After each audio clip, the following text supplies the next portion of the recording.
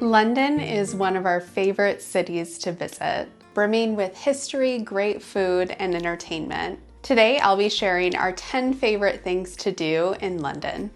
If you'd like a more detailed itinerary, including restaurant and hotel recommendations, I will leave a link in the description box down below.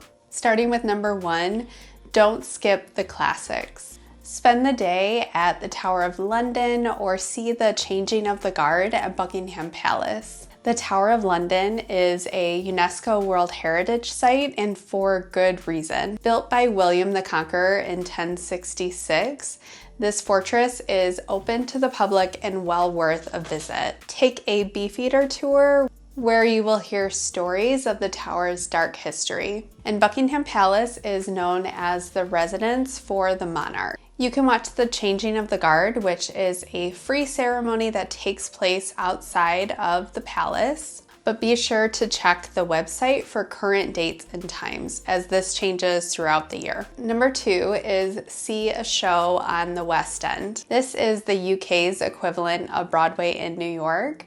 Choose a show that interests you and make a night of it. You will not regret it. Number 3 is to check out the food markets. You can find an incredible food market nearly anywhere you are in the city, offering an eclectic variety of foods. Ones that we would recommend are Borough Market and Camden Market. Borough Market dates back to the 12th century and is a really great lunch option if you are going to be visiting the Tower of London. And Camden Market is in a really fun area with a lot of great food. Number 4 is to spend some time outside of the city. You can do a day trip and keep your home base as London, but I really recommend to get out for a few days and stay somewhere else and see what life is like in some of the smaller towns. Our favorite was Bath, which is also a UNESCO World Heritage Site. They have some of the best preserved Roman baths in the world, and they even have a spa where you can bathe like the Romans do. You can take a train from London to basically anywhere you'd like to go, just give yourself enough time. Number 5 is to visit a pub. No trip to the UK is complete without visiting a pub. Try some fish and chips or bangers and mash. These are especially great on a colder, rainier day. Number 6 is to spend a day at the Warner Brothers studio tour. If you are a Harry Potter fan, this one is for you. A couple of tips with this: give yourself enough time and bring a portable phone charger. We stayed much longer than we had anticipated, and our phones were nearly dead at the end from all of the photos and videos that we took that day.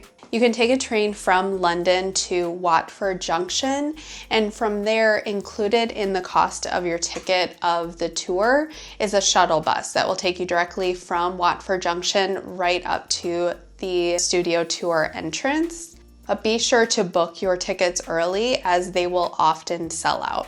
Number 7 is to have an afternoon tea or a cream tea.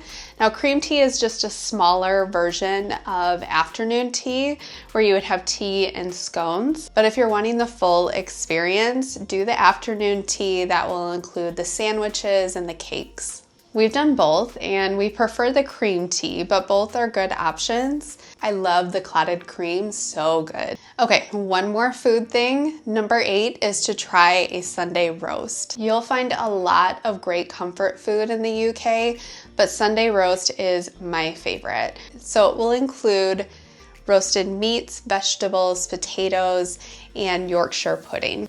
We really liked Blacklock for this, but be sure to get a reservation in advance. This one is very specific, but it was such a cool experience. Number 9 is to see the longest running play in the world, The Mousetrap. Written by Agatha Christie, this is a whodunit murder mystery, and it has been running since 1952. It's not only a great show, but going to see it really makes you feel like you're a part of history. And lastly, number 10, give yourself some time to wander. You will not run out of activities to do in London, but some of the nicest moments can be found wandering some of the parks and seeing some of the smaller landmarks and museums. leave your schedule open enough to discover the unexpected. And that is everything. I will leave a link to our free itinerary in the description below. I hope this was helpful, and thanks so much for watching. We'll see you next time.